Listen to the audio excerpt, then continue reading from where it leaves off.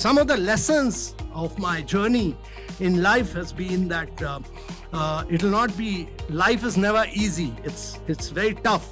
But because there are a number of very young students here, particularly from NIIT, the Newtons, you'll face a lot of challenges in life. You'll face a lot of thorns. You'll face a lot of downs all your life. But you should always be optimistic about life.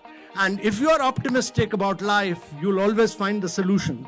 Secondly, my belief always has been that whatever you do in life, first have the vision of what you want to do.